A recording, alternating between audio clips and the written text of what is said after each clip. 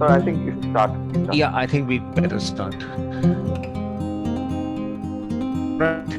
And for a start, we end with this. This is Pandora. She wasn't supposed to open that box, and once she opened the box, she let out a lot of ills. But there is a hope. Hope was the only thing that was left behind. And the reason for that is that we expect you at CCC to follow this dictum of never skipping steps as you go up the stairs. So you have to do a proper history, a proper clinical examination, you confirm the diagnosis, and institute appropriate treatment. So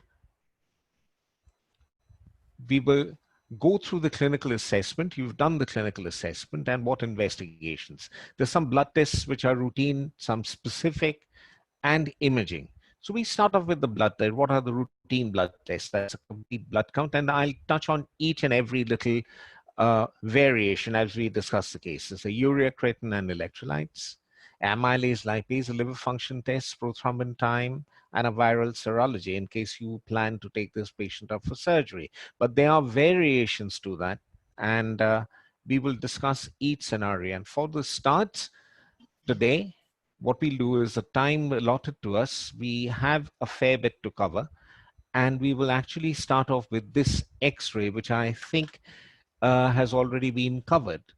Um, this is an X-ray of a patient who's come in with very severe pain, and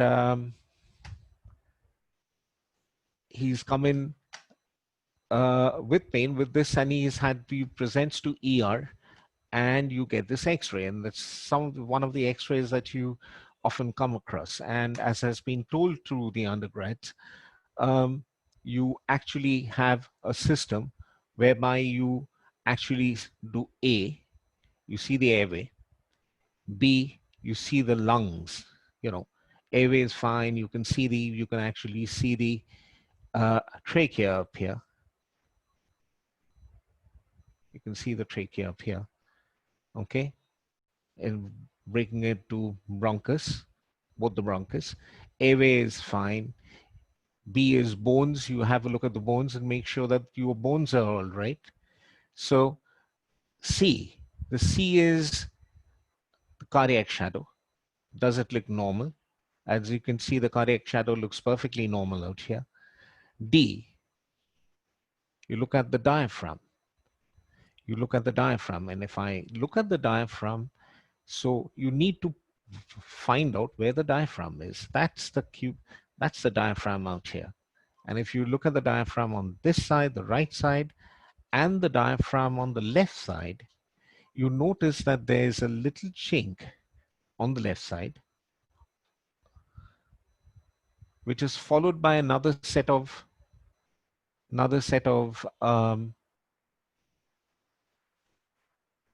air, which is, if you can take that color, that is the air. So if you're given this X-ray in an examination, you've got to say that this is an erect chest X-ray, which shows the upper part of the abdomen as well. I can see the chest in its completeness. The airway seems fine. The bones seem all right. The cardiac shadow is fine, but I can see a radiolucence. I can see the radiolucence on this side because that is the liver. That's the diaphragm. And I can see a radiolucence on this side. And I can see a narrow chink on this side as well. So my diagnosis is that this patient has a perforation of the abdomen, and the patient has free gas under the diaphragm. Free gas because there are gas shadows on both sides, both the right and the left. And the next question will then be, how has the patient presented to you? Remember, I told you about the history and clinical examination. You cannot see the abdomen. You cannot examine the abdomen or manage the abdomen without taking the history. And the patient normally, sometimes they would be asked, how did the patient present to you? And the way the patient presented to you would be with a severe upper abdomen pain. The classic description is felled him on the spot. What that actually means is he dropped on the spot. It was so very, very painful. There's has to be a past history of an acid peptis disease, possibly a history of smoking. He's afraid to move. He's very painful. He presents with shock, a rapid thready pulse, hypotension. He has a Hippocrates facies, and we did the facies in the last class. And the classic description of Hippocratic facies is actually a facies of dehydration with sunken eyes, sunken cheek, looking very, very sick with pinched nose, looking very, very sick. The abdomen is rigid, not moving with respiration at all. Don't forget that respiration is part thoracic, part abdominal. And in this situation, the abdomen is completely rigid, not moving with respiration at all. If you look through Love and Bailey, there's a famous picture of Hamilton Bailey, Sir Hamilton, sitting beside the patient, looking at the abdomen. And he notes that the chest is moving, but the abdomen is not. And the abdomen has a cardboard hard rigidity, the classic description of a peritonitis. Rebound tenderness is frighteningly painful. And percussion, as you know, we will find if we do a percussion on the right side. How do we do a percussion on the right side? You percuss from the top, from the second intercostal space in the mid-axillary line, and you move slightly downwards and laterally. Why do you move laterally? Because if you move down the classic mid-axillary line, that actually it brings you to the costal cartilages, which are bunched up. So you need to move slightly laterally. So you will find the resonance of lung followed by a tympanic note. There's no liver dullness, complete absence of liver dullness. So that is classic percussion. On auscultation, there's a silent abdomen. It feels as silent as the grave. That's a classic description. So here we have the patient investigated, or yep, and the initial pulse is 108, blood pressure is 80/50, so tachycardia, thready pulse with a low blood pressure. You've done the bloods, hemoglobin is 12.6, and the PCV would be slightly high actually because he's dehydrated, and you might come across with a high PCV. But that is a falsely high, the patient is completely dehydrated. The total count in this situation was 24,600 with a neutrophil of 85%, urea of 67, creatinine reasonably upper limits of normal at 1.5. The amylase is 133, lipase 141, both of which are normal. You have a sodium of 158 because he's dehydrated and a potassium of 3.4. The ECG is normal. So what do you think has happened? He obviously has a perforation. So I'm going to ask you, how would you do the treatment? And there's 5 A's that you need to do. You need to look after the airway and breathing. You need to do an adequate resuscitation. For that, you will need to start off a drip with a wide bore gel flow. Good idea to put up 2. You will need to rush in fluids. Ensure that he gets adequate resuscitation. How do you ensure that? You put in not just the IV line, probably you put in a nasogastric tube to aspirate whatever's in the stomach, and you put in a catheter because that will, with a urometer, so that you know how much of your resuscitation is happening. So during the period of resuscitation, you force fluid in till his urine output gets up to at least a minimum of 30 ml per hour. You must give him proper analgesics because that's what has brought the patient in, and you can use a narcotic analgesic because this is incredibly painful. So we used to be taught don't give analgesic because of the diagnosis. With that sort of an x-ray, you don't need to have any other thing. There is perforation, there's no question about it. He has gas under the diaphragm on the right side and a chink of gas on the left side. So that's free gas under the diaphragm, and there's no sense waiting for long, waiting and giving him a lot of pain. So please remember that you need to give this patient analgesics, because if you don't give him analgesics, he cannot breathe because there's splinterage of the diaphragm, and that will inevitably can cause hypoxia, and you don't want that. You give him broad spectrum antibiotics, which covers both aerobic, anaerobic, and uh, possibly make sure that you have a broad spectrum antibiotic which covers that. And then once he's resuscitated, to go in for appropriate surgical treatment. So 5 ways: airway and breathing, adequate resuscitation, analgesics, antibiotics, and appropriate surgical treatment. Now, where does the perforation take place? It's a perforation has happened in a hollow viscus. So it could be a duodenal perforation, it could be a stomach perforation, it could also be a jejunal perforation, an ileal perforation, a colon perforation. Where do you have a duodenal and a stomach? You normally have a peptic perforation in the duodenum. Stomach is usually peptic, can sometimes be a carcinomatous lesion which is perforated. Jejunal perforation in India, please remember that uh, tuberculosis is a very common cause of perforation, so you have to remember that, as is Crohn's disease.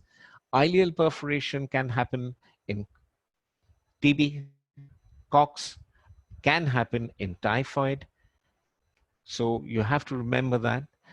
Part of the ileum, 2 feet proximal to the ileocecal valve, you have the possibility of a Meckel's diverticum, and that sometimes gets blocked and perforates. It could also be a colonic perforation. So, but what about the appendix? Do you have gas if you have a perforation in the appendix? What do you think? Normally what happens is, that is the cecum, that's the appendix, that's the ileum.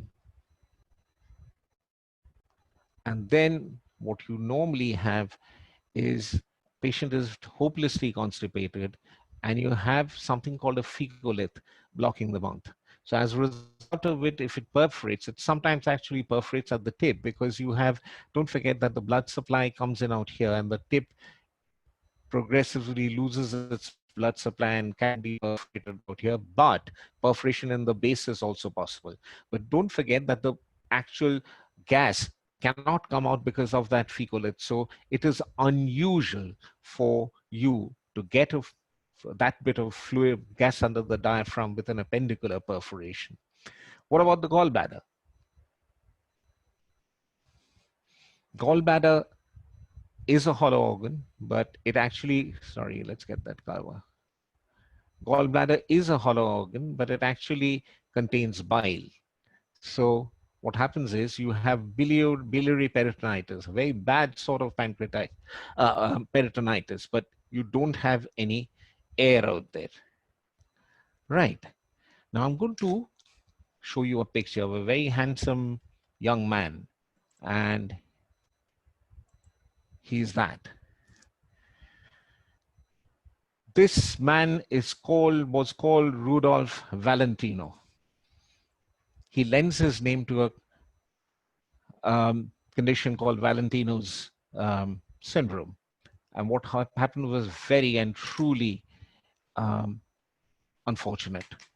What happened was he ended up, if I were to draw the entire duodenum, he was a famous actor around the 1900s, 1910s. And if you look at the duodenum, if I draw the C loop of the duodenum, that's the C loop of the duodenum, and that's the DJ flexure. So that is the first part of the duodenum. Out here, it has the pancreas close to it. So if I can draw the pancreas with a different color, let me do that. That's the same color actually, but that's the pancreas. Now, the important thing to realize is that part of the duodenum is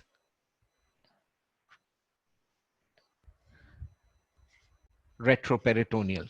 Okay, that part of the duodenum is retroperitoneal, and this poor man, for whatever unknown reason, he had a perforation in the retroperitoneal part, as a result of which he had gas leaking out into the retroperitoneum, not into the generalized cavity. So he didn't have, at that point in time, don't forget that was the time that you didn't have, you perhaps had only an X-ray. So it couldn't be diagnosed properly. And by the time he was diagnosed, he was desperately sick. He ultimately died. But ever since that, that condition of retroperitoneal perforation of the duodenum is sometimes called a Valentino's syndrome. Nowadays, you actually see that not there. You would see that in an iatrogenic way. That is the bile duct. That's the pancreatic duct. So if he should have a stone, and for that stone, let me use that color. And he has a stone in the lower end of the bile duct. And what you've done is an ERCP, and you'd be extremely ambitious. Sometimes you have a leak. You have a leak from the top part of the ampulla where you've actually cut it too wide and there's a leak and you have a retroperitoneal collection of air. So nowadays, the treatment, the cause for a retroperitoneal perforation of the duodenum is completely iatrogenic as a result of aggressive ERCP. Right. Now, one needs to understand the peritoneal folds. If you don't understand the peritoneal folds and the content, it's very difficult to appreciate what perforation at different sites mean. So this is the pH and transit time of different parts, different sites of the intestine. If you see out here, down the esophagus, it's 6.5 to 7.5 pH. It takes about a minute. The moment it comes into the stomach, you will notice that at the fundus, it is 4.0 to 6.5 pH and it lasts there for 30 to 60 minutes. Whereas in the antrum, it is 1.5 to 4 pH and lasts for 1 to 3 hours. When it goes through into the duodenum, beyond where the biliary channel opens, biliary juice and pancreatic juice is alkaline, if you remember. So it becomes 7.0 to 8.5 and 30 to 60 minutes. But if you actually think about that area where it actually ruptures, where you have a peptic perforation, the pH is hopelessly acidic, 1.5 to 4.0. There's a transit time of 1 to 5 hours in the small intestine, and the pH is 4.0 to 7.0 pH. In the large intestine, pH is again 4.0 to 7.0, and the duration is 10 hours to some days. You know, some people go to do potty every 3 or 4 days. So there we are. But in the abdomen, there is something else. And I would request you to take a screenshot of this because that's a beautiful diagram that actually tells you the pH and the transit time of different sites of the intestine. Now, what's else that in the abdomen? And that is this. We have something called abdominal policeman. And that abdominal policeman is the omentum that covers all of the small intestine, a large part of the large intestine. So what then happens is, if I now show you the different portions, the compartments of the peritoneal cavity, that's my intestine from the front. I've taken that picture from Dundee University. That was a beautiful picture. Now, this is on a sagittal section what the compartments of the abdomen are. Now, if you look at that compartment of the abdomen, think that you've got a perforation, and I'm going to take the perforation in red. Now, if you have a leak from the stomach or the duodenum, it comes directly out here. And if you remember that the pH out here is 1.5 to 4. So it's highly acidic, which is why now you remember this patient had a sudden severe pain, which felled him on the spot. It was so painful. And it's very easy then for the air to travel up and to have gas under the diaphragm out here. Now think, if you have a posterior rupture, this part is called what? Behind the stomach. Anyone? Anyone? Lesser side. Yep, absolutely lesser sign. So it's contained into a closed cavity. It communicates with the exterior by a foramen. It's called what foramen? Epiploic foramen. Epiploic foramen, absolutely right. Epiploic foramen has on the top, this is the colon, so it should be somewhere out here actually. And it has anteriorly three structures. The right free margin contains three structures. It contains the hepatic artery, the portal vein, and the bile duct. Behind it has the inferior vena cava. So that's how it then leaks out into the generalized peritoneal cavity, but it takes time. So you realize that symptoms for this patient will be late. Also, think of this condition, that's the omentum. And because of the omentum, you have a supracolic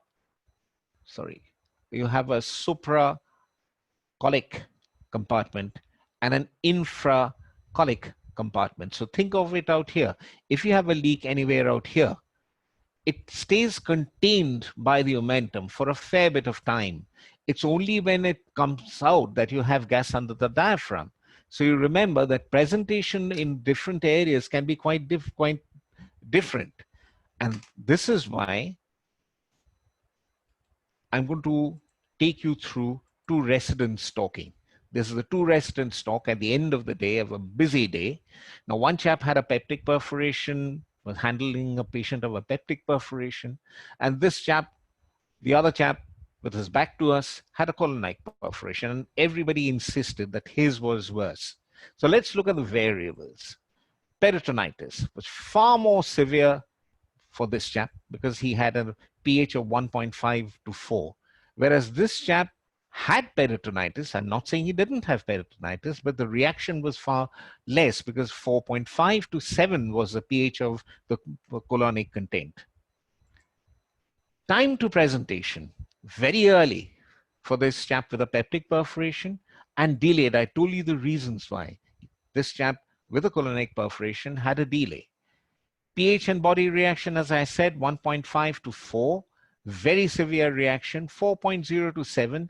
As it is, it was late. It was held in the infracolic compartment for a fair bit of time before becoming completely generalized. So localization is far easy by gravity for peptic perforation to trickle down. So it was global out here.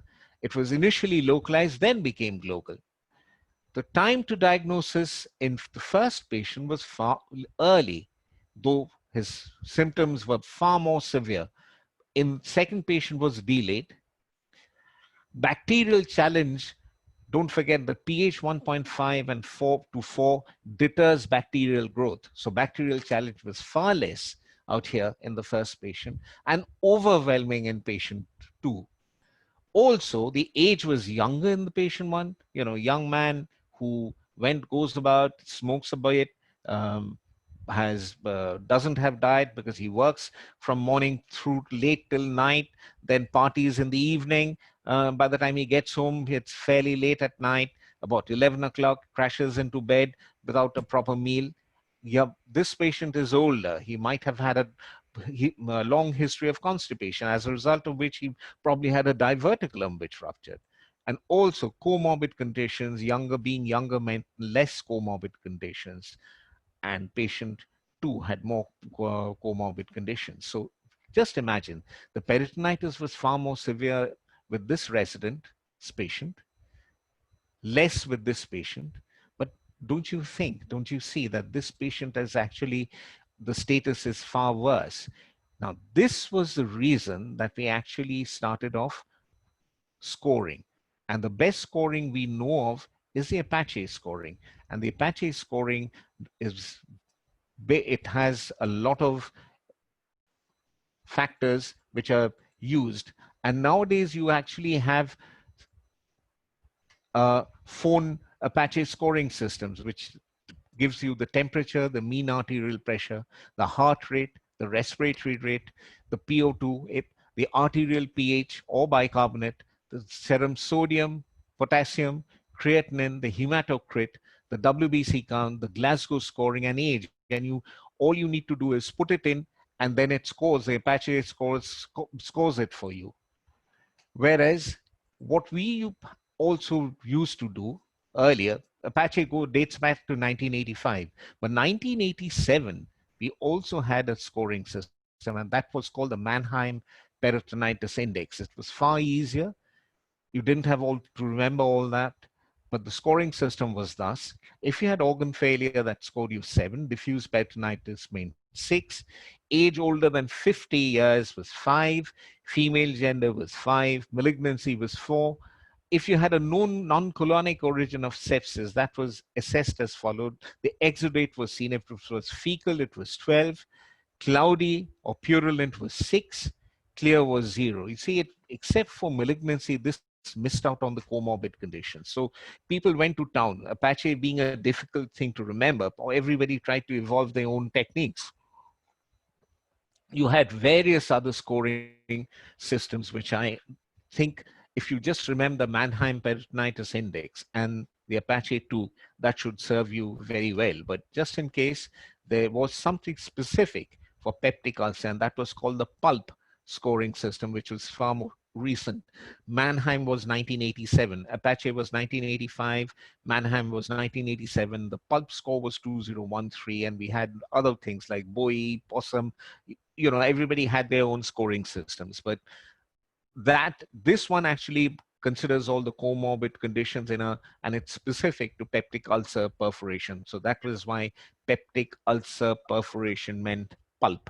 So you had an age of more than 65, comorbid active malignant disease, liver cirrhosis, use of steroids, shock on admission, time from perforation to admission, something that Mannheim didn't assess, creatinine of more than 1.4, ASA scoring 2, 3, 4, and 5. So the total PULP score was assessed on 0 to on a scale of 0 to 18. The reason for that was, what do you do at the operation? You resuscitate the patient is completely resuscitated. So the important thing is, at the time of operation, either laparoscopic or open, you must do a complete and exhaustive toileting, wash out the peritoneum and exploration. You identify the site of the leak. If it is a leak from a gastric ulcer perforation, you must take a small biopsy from the edge of the ulcer, because sometimes it can be cancerous. Usually the suturing carried out with an omental patch, particularly if it was delayed, you had to use Graham, something called a Graham's patch. Now you took a decision from a formal procedure, and the decision from a formal procedure was the reason that you had these exhaustive scoring systems. Then, irrespective of what you did, whether you just did a closure or a formal procedure, you achieved adequate drainage and a closure. So basically, the principle of doing a Graham's patch was thus. Let me just take that color. So that is the stomach. I think somebody needs to mute their connections, please. So normal peptic perforation, if that is the pylorus, it's an anterior ulcer at the first part of the duodenum, or sometimes you have a gastric ulcer. So what if it was gastric, you took a portion of the biopsy out. The Graham's patch meant that you put in stitches, if I can use that to show you the stitches, that you do it in the duodenum. You put one stitch in out here, one stitch out there, and one stitch in the middle. The actual Graham's patch was that you put in an omentum, you brought up a portion of omentum, and you tied these stitches on top of that without trying to close the defect. That was the original Graham's patch. In a modified Graham's patch, you tied these up, left the ends long, tied these up, left the ends long, and now you brought in the omentum, and then you stitched it up again on top of the omentum. So that was the Graham's patch and the modified Graham's patch. Similarly for the stomach. Now, if there was a strong suspicion that what you had was a cancer, then you're in a bit of a soup, because you, despite the increased mortality of doing a formal gastric resection in a perforation, you were sometimes forced to actually do that. Right. We'll come back to the types of operations and the formal procedures later. Now I'm giving you a second patient. This was a patient, remember what I told you about the history, the upper abdominal pain, which is relieved by food. He, dietetic irregularity, I told you, executive, loves eating, loves having a lot of spices, often misses food. He's a very busy executive and his bosses are very demanding, goes to work early in the morning, comes back very late. Sometimes he finishes work, goes for, sits with his friends, is a very, very heavy smoker, smokes about 20 cigarettes a day, fond of his 2 pegs every evening. He comes in, his cardiovascular status is normal. He's acutely tender in the upper right abdomen without any rigidity, no rebound tenderness, liver dullness is present. There's no obliteration of liver dullness. So what would you do? You would actually, you've done this x-ray because you suspect that he might have had perforation, but you can see that the diaphragm is perfectly normal. There's no free gas under the diaphragm. So at that situation, the usual thing is you think of the things that can give you pain in the upper abdomen, and you need to be able to visualize the upper abdomen completely. And if I can draw it out, what are the things that could give you pain? It could be the liver. You've got the liver out here. It could be the gallbladder. It could be a colon, a long short, it could be the colon, but it could actually well be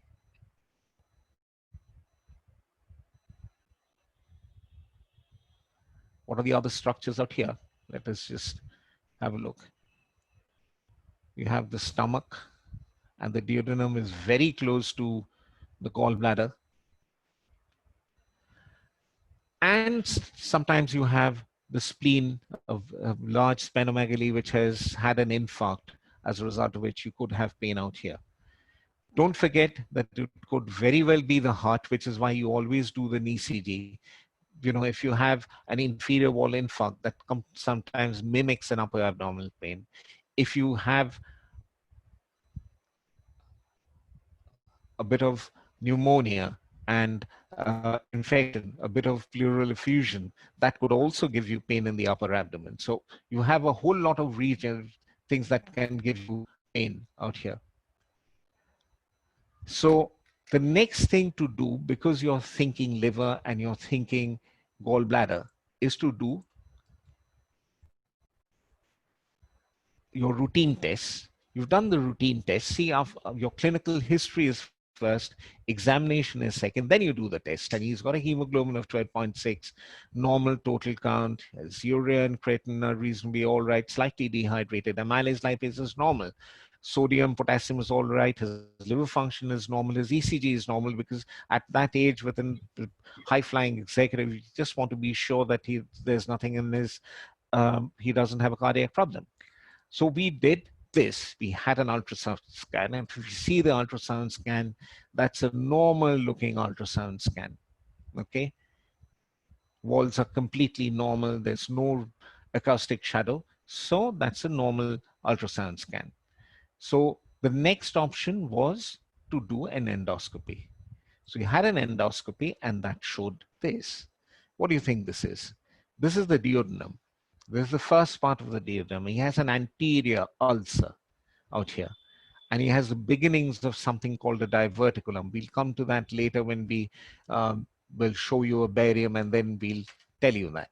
So that is, he has an acute ulcer in the upper abdomen, in the duodenum. So his treatment would be conservative because he's not bleeding, he doesn't have perforation, but you would do something. You would take a biopsy for something called an RUT, that we use the rapid urease test to find out whether he has H. pylori infection.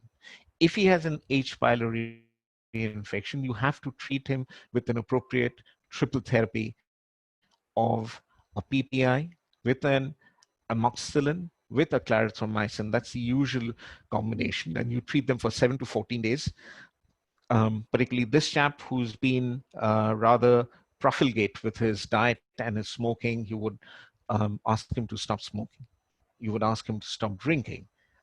You would tell him that and follow it up. But if you can see that what this is causing is, it's causing a bit of scarring and narrowing. Can you see that? That's the anterior part which has been narrowed, as a result of which now what you have in that endoscope is, that is a normal passage, and you have a diverticulum. That's the diverticulum.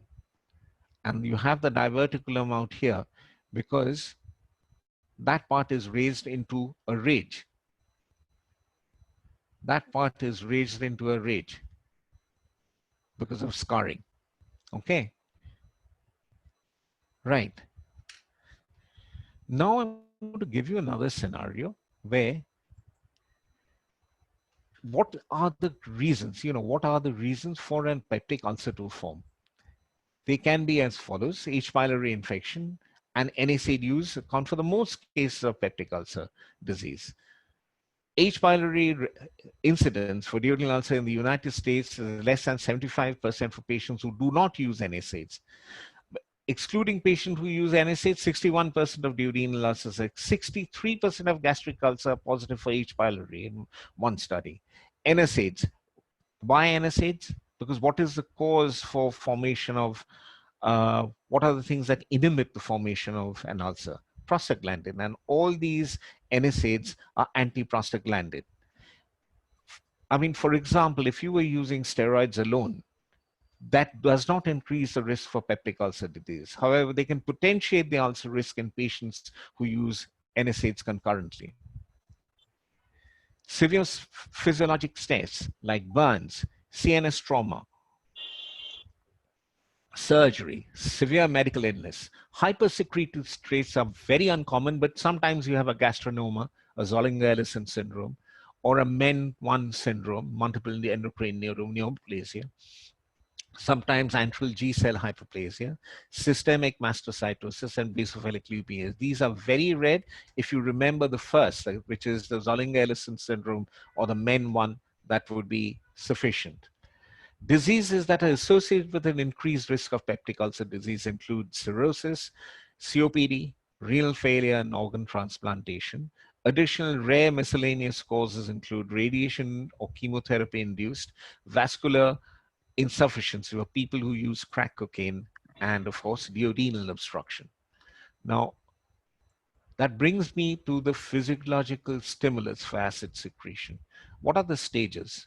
And I'm sure you know it far better than we do at our stage.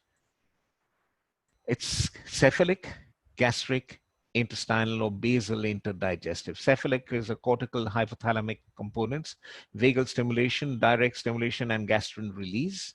You know the famous Pavlovian experiment of sham feeding, which was so unfortunate, but there we are. That proved that the cephalic phase was a very important component of acid production. You had gastric, which was mechanical distension. Small distension prohibited gastrin release, but a large distension actually caused it. So, and chemical proteins and digested materials causes gastrin outpouring. Intestinal and a peptoamine and some other hormones actually increase gastric acid secretion. And you had a basal interdigestive phase, which, if you were fasting, it reaches peak at midnight. It's lowest at 7 a.m. So Low gastric distension activates VIP neurons that stimulate somatostatin, thus inhibit gastrin secretion. However, it's interesting that when you have an increasing distension, it leads to progressive recruitment of cholinergic neurons that cause a reversal in pattern to one of increase in gastrin and decrease in somatostatin secretion. So light distension inhibits gastrin production, large distension stimulates gastrin production. So gastric, as you know, acid is produced by the the parietal cells, and while it's present all over, maximal amount is present in the antrum.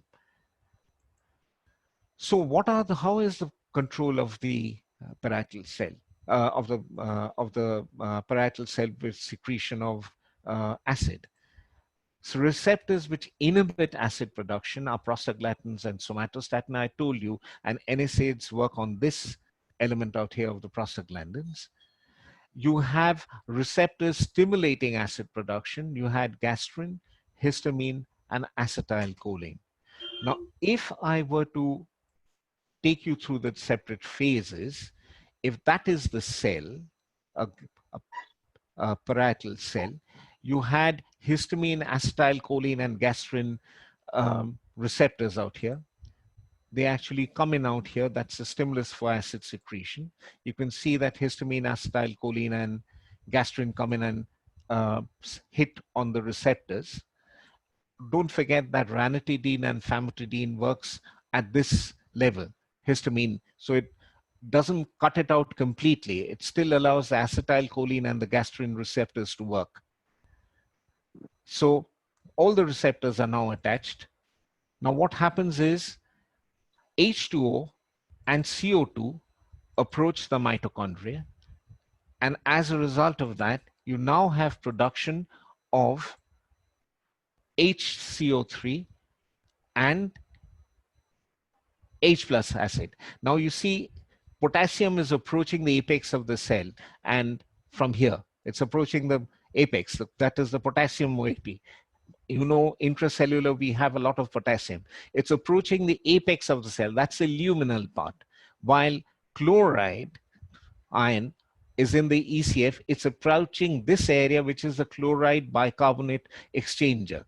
So now you have H plus out here and HCO3 out here. And what happens is HCO3 and chloride is exchanged. While this is happening, you notice that potassium has diffused out into the lumen of the stomach. Now what happens is the exchange has taken place, and what now happens is that the H plus can't move out by itself. It approaches this. What is this? This is the proton pump. And the ATP is formed by the mitochondrium. And the ATP approaches the proton pump as well, as does the potassium from inside. Now, a potassium and hydrogen ion exchange takes place out here. As a result, that's a proton pump that we use. We are so fond of using the proton pump inhibitors. This is what it inhibits. It allows potassium to stay in the lumen. It does not allow H plus to come out. But don't forget that bicarbonate has moved out, as a result of which this explains why you have something called an alkaline tide when you eat. If you assess the body acid-base balance after a heavy meal, because the bicarbonate comes out here, you have an alkaline tide.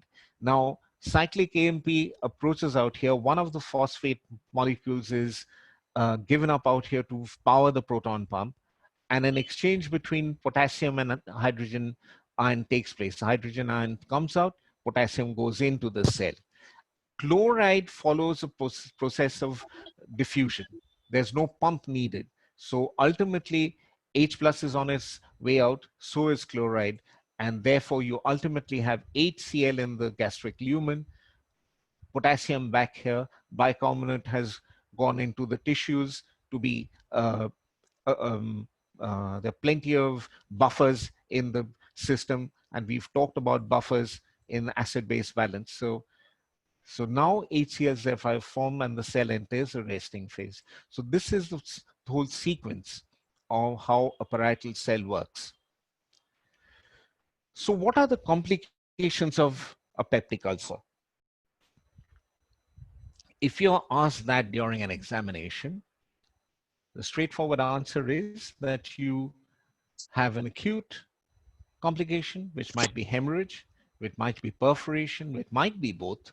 A chronic complication of a peptic ulcer can be penetration, particularly if it's a posterior duodenal ulcer. It sometimes penetrates deeply into structures behind it. And if I remind you what was there in the right free margin of the foramen of Winslow, it was bile duct. Sometimes it penetrates into the bile duct.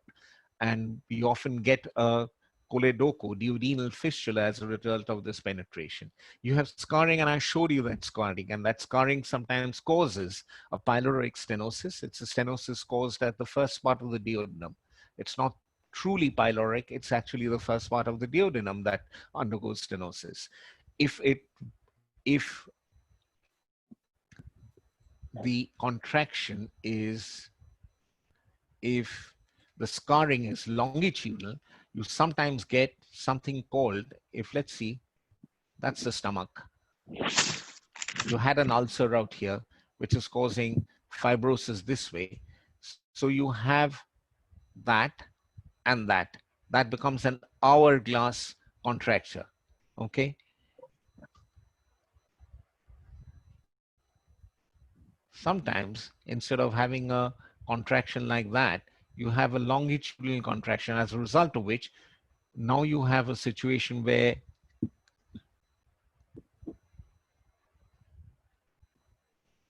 that becomes very narrow and that becomes wide. So that looks like a teapot. So it's called the teapot stomach. So you have either pyloric stenosis, you have a hourglass contracture, or you have a teapot stomach. Of course, if it lasts for quite some time, you can sometimes get a malignancy. That's the other complication of a peptic ulcer. So we come to this scenario. This is a barium in a person who's had projectile non-bilious vomiting, which is progressively increasing. He's come in completely dehydrated. This is the classic gastric outlet obstruction. If the patient presents this way, you're more likely to be asked in an examination, what are the electrolyte abnormalities that the patient has presented with?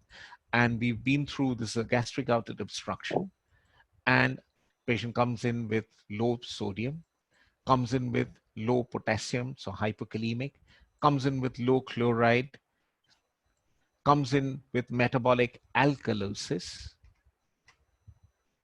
and hypoalbuminemia and dehydration. Ultimately, if he's very hypokalemic, even with metabolic alkalosis, he has aciduria, and that's called paradoxic aciduria. And the usual question that is asked is, why is the patient got paradoxic aciduria? Or even better, why is the patient hypokalemic? Because you remember what happened in the, that is why I showed you that transfer. What happened was potassium gets taken in the expense of H plus ion. So you don't have a lot of potassium out in the stomach. What you do have is H plus, what you do have is chloride. So I can accept hyponatremia happening, hypochloremia. Then why hypokalemia? It's because this condition actually leads to a loss of potassium through the kidneys. Direct potassium losses contribute only minimally to the actual loss. Loss of gastric acid leads to metabolic acid alkalosis, which increases tubular cell potassium concentration. And if the potassium, the tubular cell potassium is high, it also leaks out. In addition, elevated plasma bicarbonate, remember bicarbonate high means that there's metabolic alkalosis, increases bicarbonate to the distal nephron, leading to an augmentation of the potassium loss. So you see there's potassium loss.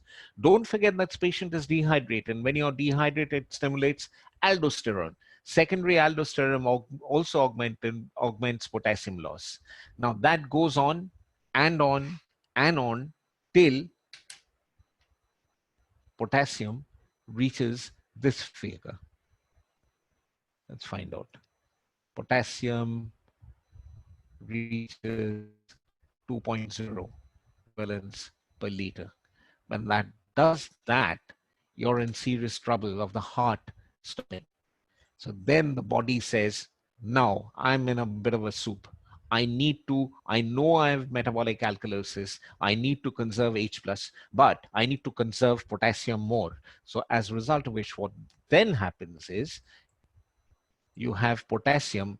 Hypokalemia induces excretion of H plus ions in place of potassium. And then you have paradoxic aciduria.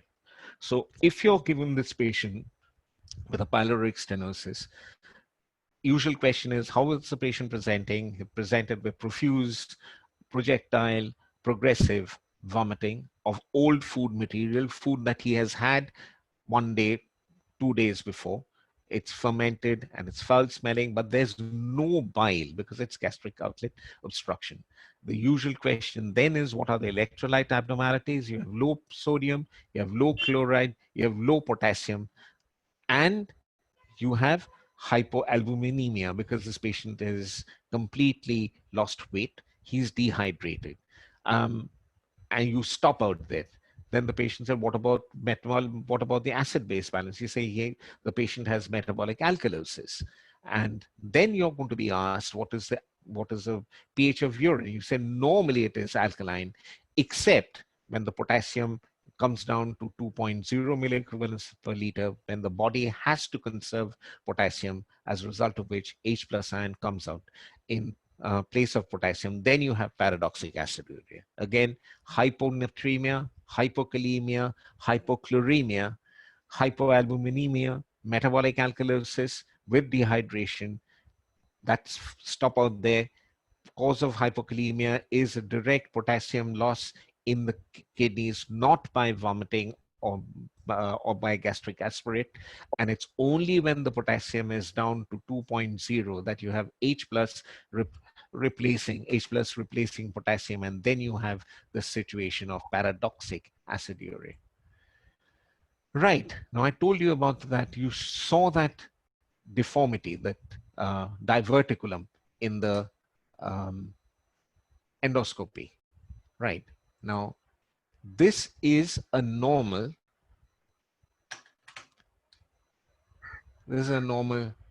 barium. You see, that is the duodenal cap, the first part of the duodenum. That's the cap. And if you can see out here that is the deformity, it looks like a clover. And the reason for it to look like the clover is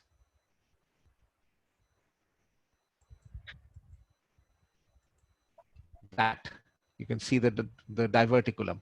That is the ulcer that has caused that. The ulcer is now healed. But it has left the patient with a scarring, as a result of which that looks like a clover. That is one leaf of the clover, that's the other leaf, that's a normal passage, right? So some of these patients present with bleeding. This is a bleeding, and this is present fairly high up in the stomach. How do you know it's fairly high up? Because that is the endoscope.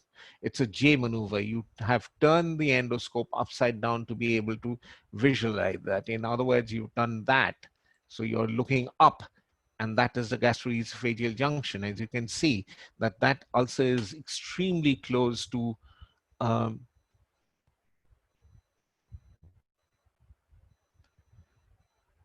that ulcer is very close to the gastroesophageal junction. So it might be somewhere out here. Right. So it's a very high up ulcer, but the most significant thing of this ulcer is what you can see at the base. Can you see that spot? That's a clot. So this patient must have had a bleed, now it's settled down. But some people don't actually settle down. So that is a bleeding from an ulcer high up on the greater curve. And you sometimes have, this is a lesser curve ulcer, and you can see the blood vessel with a covering clot, the bleeding point on the ulcer in the stomach. Sometimes you actually see spurting bleeding coming out here like that. And it's significant to remember that what bleeds torrentially is the anterior or the posterior. It's a posterior duodenal ulcer that bleeds. Okay, so that is the posterior duodenal ulcer that has bled. And the usual question that you might be asked is, what is, I'm going to draw an artery in orange because it's completely bloody out there. So the artery that it bleeds from is actually the gastroduodenal, which travels just behind. So it's actually bleeding from the gastroduodenal. So obviously you need a bit of staging. Which patient needs an operation, which patient can be treated conservatively. So when to do an operation? Age, rebleeding in patients, if the patient is above 60, it's always dangerous, and there's a scope of semi-elective surgery when the bleeding stops. If you manage to do an endoscopy to stop the bleeding and endoscopic therapy stops the bleeding, you might need to consider um, an early operation because you don't want this patient to rebleed. Associated comorbid condition like COPD, congestive cardiac failure. I told you that some of these conditions are associated with peptic ulcer. Amount and rate of bleed. If the patients are admitted in shock, transfusion of more than 10 units of old bank blood associated with a high mortality. Patients with a large gastric ulcer and endoscopic stigmata suggestive of a risk of future bleeding. You have a visible vessel with a clot. And like everything else, we have uh, a scoring system, and it's called the Forrest scoring system. Type 1 is an active bleed, 1A is a spurting bleed, 1B is an oozing bleed. The incidence of rebleeding is 55 to 100%. Surgical requirement is almost 35%. And particularly if you don't have very good endoscopy services, I would say that surgical requirement can go up to as much as 100%. Mortality for doing surgery is 11%. Type 2 is a recent bleed. 2A is a non-bleeding visible vessel, where the rebleeding incidences can be as high as 50%, and surgical requirement is fairly high at 34%. Mortality is again 11%. 2B is an adherent clot, where the rebleeding incidence is 20 to 30%. Surgical requirement is 10%, and mortality is 7%. Type 3, there's no bleed. You have a flat spot. These are the ones that you can treat conservatively. You have 10% chance of rebleeding, 6% chance of surgical requirement, and mortality is 3%. And if you have a clean base, you have a 5% chance of rebleeding and a 0 to 5% chance of a surgical requirement, and the mortality is also low at 2%. And Guglielmo will tell me actually, hang on, I just need to remove that here. So this is the Forrest classification of peptic ulcer disease with prevalences and post-endoscopy risk, rebleeding risk. That just gives you the pictures. Forrest 3 is a clean base. You can see out here. You can have a flat pigment with a spot. Forrest 2B is an adherent clot. You can see that that has an adherent clot, and this is the prevalence, and this is the rebleed risk. 2A is a visible vessel. You can see that visible vessel. 1B is an oozing vessel, and 1A is the king of them all. You have a spurting vessel, which you need to go in and address, sometimes surgically. So the algorithm, we have an algorithm for bleeding peptic ulcers. So you do a clinical and endoscopic triage. If it's actively bleeding ulcer, high dose of intravenous proton pump inhibitors. You could try, if your endoscopy services are good, you can try an endoscopy therapy. It might buy you time. If the bleeding is uncontrolled, even with an endoscopic therapy, you'd fast track that to surgery. If at endoscopic therapy, this is where the Forrest scoring becomes useful. If you have a high, let's say a Forrest 3 or even a Forrest 2B, you would consider putting that patient up for early elective surgeries because the incidence of rebleed is high. And if you have a rebleed, there's no scope. You have to go in for surgery.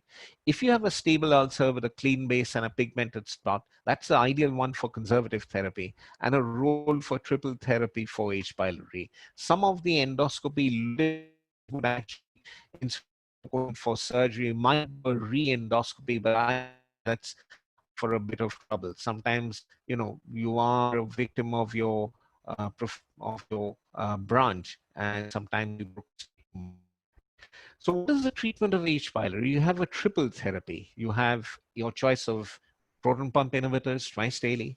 You get a amoxicillin 1 gram orally twice daily. If the patient is allergic to penicillins, you can use a metronidazole 500 milligram per orally twice daily, and a clarithromycin 500 milligrams per orally twice daily for 7 to 14 days. For people who fail this triple therapy of the treatment of H. pylori, you might choose the quadruple therapy, where you use either a proton pump inhibitor or a ranitidine. You use a bismuth 525 milligram 4 times a day, metronidazole 500 milligrams 4 times a day, tetracycline 500 milligrams 4 times a day. This is only for failure of the standard course, and the duration is again 14 days. So what are the factors that decide the choice of surgery? So let's see. Operative mortality and morbidity. That's number one. Number two is recurrent ulceration. Number three, you have to consider the side effects of your operation, because all these operations have side effects. Number four is long-term metabolic consequences, weight loss, anemia, tuberculosis, bone calcium loss because of bypassing the duodenum, or removing the antral part of the stomach. You also have incidence of gastric cancer, higher incidence of gastric cancer, particularly if you have bile washing the gastric remnant, or the part of the stomach that you've joined the intestine to. Relative ease or difficulty of second salvage operation if the first should fail, and above all, the experience of the surgeon who does the operation. So that's a very important modality. If it's happening in the middle of the night and the junior most resident is doing it, it might be sensible for him or her to do the least possible and get out. Right. Now, these are the operations for bleeding ulcers. For duodenal ulcers, you could do a partial gastrectomy, which has a mortality of 15%. A truncal vagotomy, you remember that the active nerve for the stomach is the vagus. So you do a truncal vagotomy with a drainage procedure, that's 8%. You might choose to do a highly selective vagotomy. That's a very specialized operation where the mortality is reasonably low at 8%. If you have a gastric ulcer, the risk of having a gastric cancer is high. And if you do a partial gastrectomy, the mortality is highest, 20%. And mind you, these are operations in an emergency. So what are the nerves of the stomach? These are the nerves of the stomach. And if I take this color in green, let's see, what are the nerves of the stomach? And you have the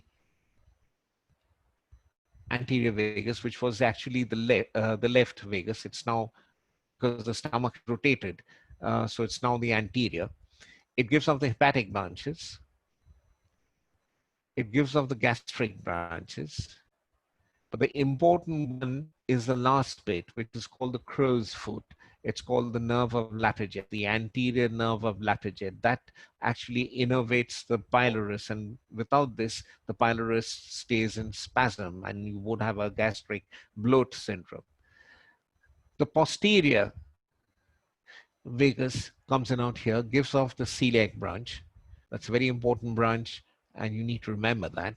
It gives off a branch high up, which is also called the criminal nerve of Grassi, because sometimes it is missed.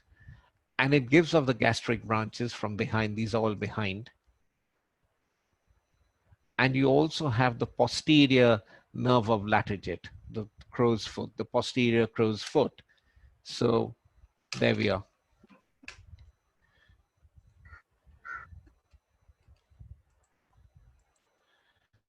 So to approach the anterior vagus, you pull the stomach down. The vagus, being a nerve, is not muscle, so it cannot extend, and it stands out as a hard cord, and that is taken between right angles. So if one is doing it laparoscopically, can be taken with one of the forceps, the Maryland forceps, and that is divided out there.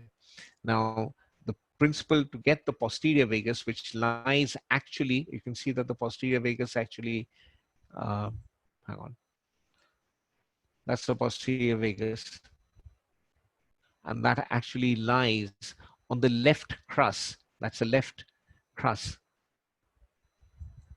You can see the left crus out there. Hang on.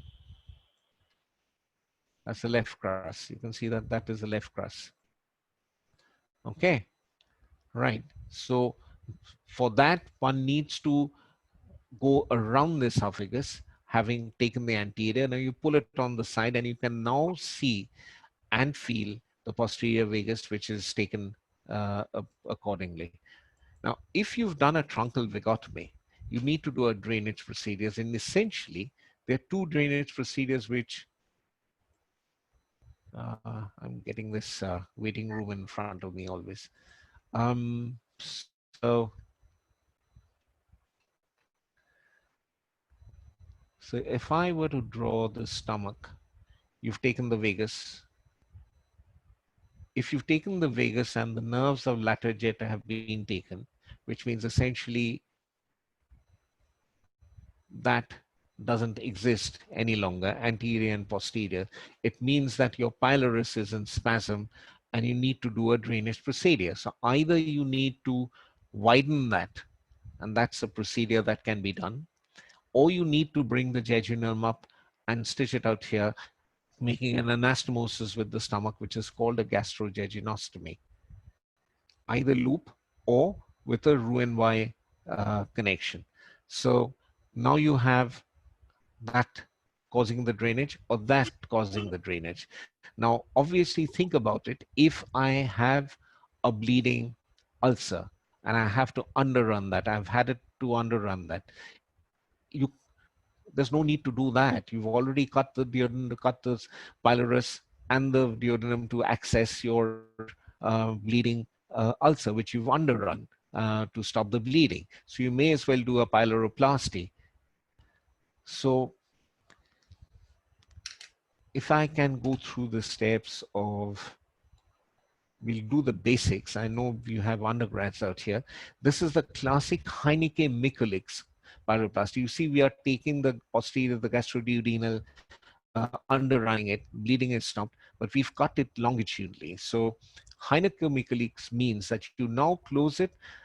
You've cut it longitudinally, you close it transversely, and the way to do it is to take a stitch, interrupted extramucosal stitches to close up that gap. So now it becomes the duodenum, the pylorus becomes very wide, and you've got a drainage procedure out here. So that's called the Heineke-Mikulicz. There's also another procedure called the Jaboulet, where the incision is put this way, and it's almost like doing a gastroduodenostomy. So that increases the size of the pylorus. So that's the Jaboulet procedure. So that's the Jaboulet, that's the end of the Jaboulet. That's the procedure that's done, different types of pyloroplasty. You could do, if you removed a portion of the stomach, you could always bring it up as a polyanastomosis, and this is a Roux-en-Y. That's the original, that's 45 centimeter distal from the DJ flexure. You've cut it and you brought up that isolated loop out here. The reason for doing an isolated loop is that if you don't do that, and you've actually managed to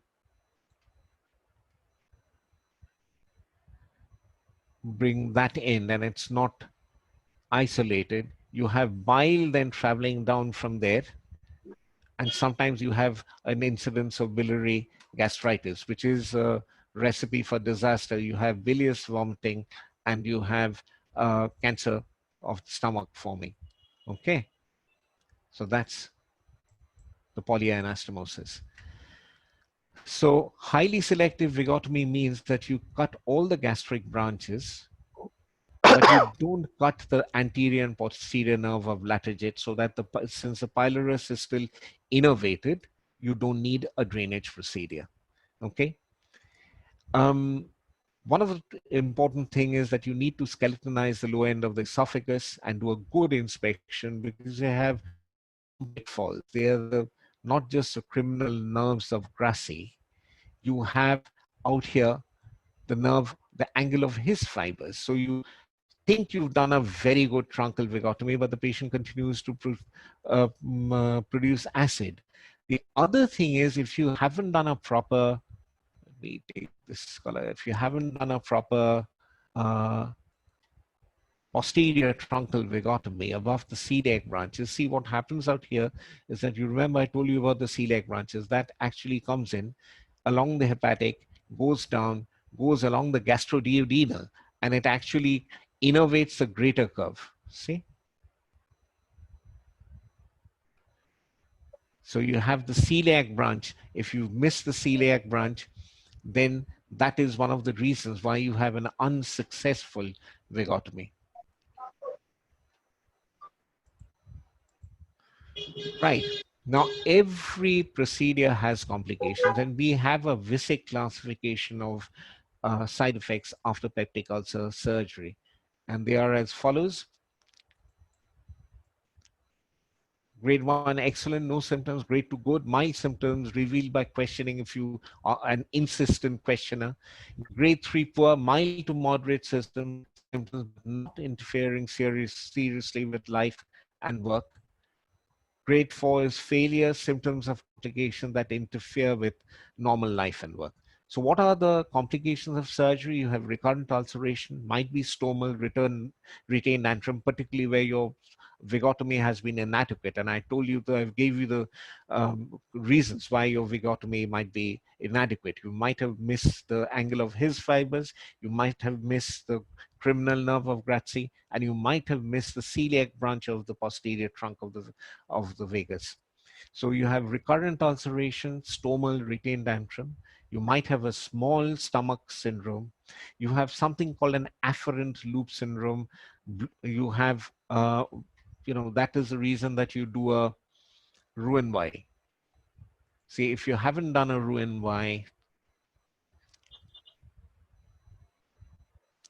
let me draw the stomach. No, let me draw it in this color. Sorry. That's the stomach.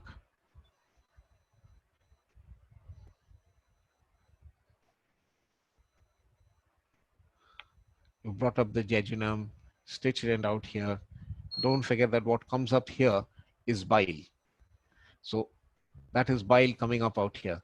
If you have lack of drainage and it twists, you have a whole lot of bile coming in out here. So you have, afferent loop syndrome is that you have a bloating, because this bloats up with bile, and because the drainage isn't adequate, you have two conditions. You have a bilious vomiting and you have a bloating after that, and you have bile reflux gastritis. So this is the reason that you have bile reflux gastritis after loop gastrojejunectomy. Sometimes if you aren't careful with the loop that you form. The big daddy of them all is the dumping syndrome. You have early dumping syndrome, where there is a vasomotor syndrome, which is experienced. It's called early because it happens 30 minutes after eating, and it's due to rapid emptying of hyperosmolar gastric contents into the small intestine. You have a late dumping syndrome, and these are features of hypoglycemia. The reason is the same. You have a lot of carbohydrate food reaching the small intestine, and you have a profound insulin reaction increase, and the insulin release in response to rapid emptying of sugar containing fluid into this proximal small intestine. So you have features of hypoglycemia, and that occurs 90 minutes to 3 hours after eating. You have post-vagotomy diarrhea. They say that the vagotomy and bypassing the pyloric channel causes diarrhea. You have loads of hematological complications like vitamin B12 and folate and iron deficiency, because somewhere along the line, if you've done an antrectomy, the intrinsic factor isn't out there, and you have land up with anemia. Calcium absorption is delayed, so you have osteomalacia and osteoporosis. You have general malabsorption, and of course, if you have loads of biliary gastritis, you sometimes have a carcinoma after partial gastrectomy. So what are the features of early and late dumping?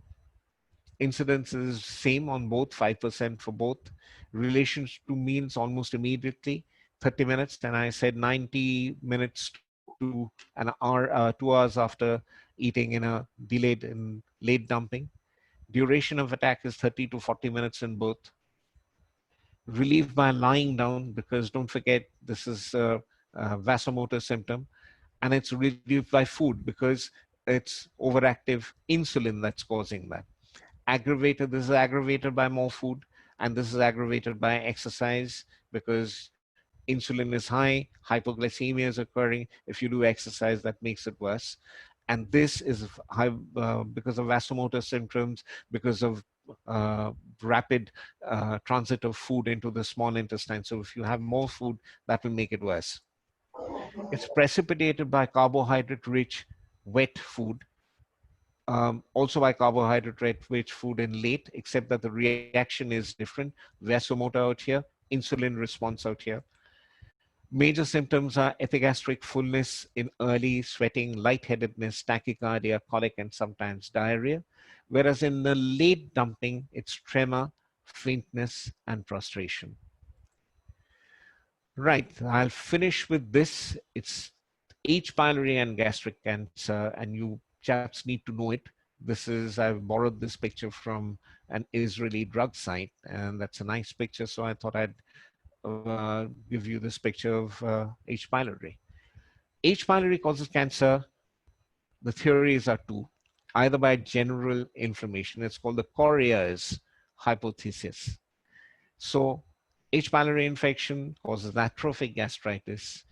It then causes small intestinal metaplasia, which becomes colonic metaplasia through to dysplasia, and you land up with a gastric carcinoma. So that is the sequence. That is one of the theories.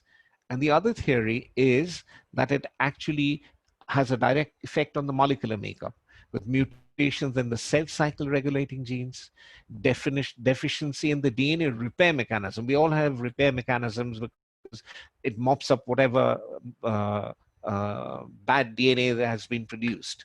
Loss of cells' adhesive properties, and epigenetic changes that can alter the behavior of cells, leading to cellular autonomy and malignant transformation. And the two extensively researched virulence factors are cytotoxin-associated gene A called the CAG-A and vacuolating cytotoxin A called the VAC-A. They are both associated with precancerous lesions and malignant progressions. Right. So we started with the Pandora's box. Next time, I think next